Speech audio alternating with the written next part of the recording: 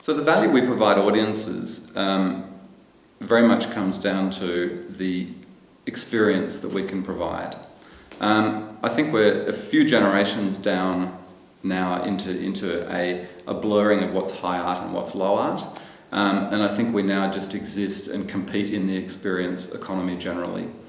I think that there are still some fairly lofty arguments that, the capital A arts are somehow better due to their history or the technical proficiency of practitioners than low arts, but I think these days really we're competing on the benefit of what we provide, and those benefits are things as simple as entertainment or stimulation or provocation or a shared experience where we go out into the world and hear a story with people that we can then talk about and reflect on that experience.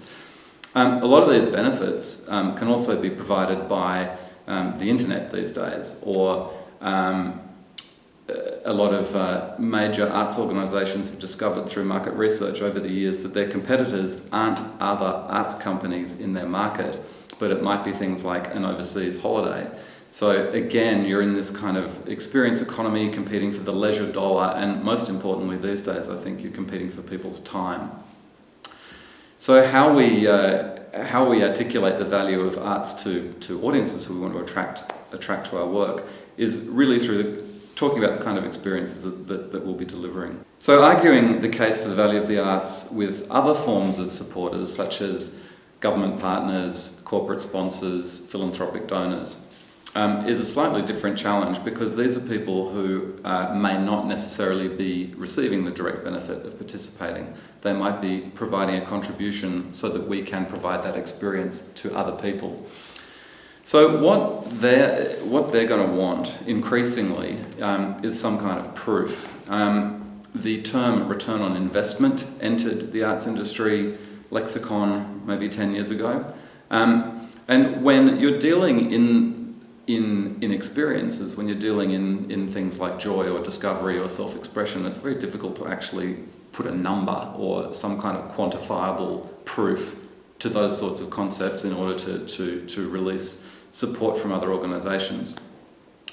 Nevertheless, this is the challenge. And so there are different kinds of methodologies you can use. So, you can employ case studies, for example. There's an enormous amount of desk research that you can approach. So for a lot of the instrumental benefits of the arts, for example, in community building or economic development, there's the work of Richard Florida.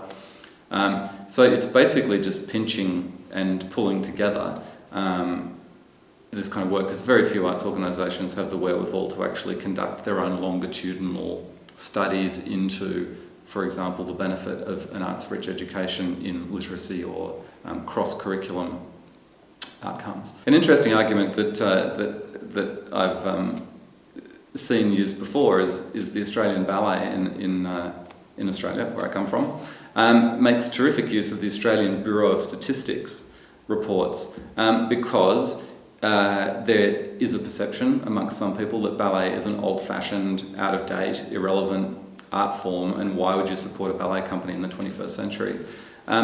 But they tapped into the Australian Bureau of Statistics to point out that amongst young women or girls aged 3 to 14, ballet and dance is the second most popular form of pastime outside of school hours in the country.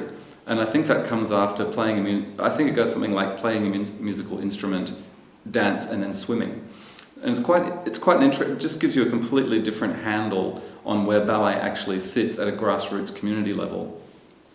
And so I think there's all kinds of, if you take that kind of approach to sift through the various kinds of statistics and research performed by other organisations, you can often repurpose those sorts of things to construct your own arguments about value.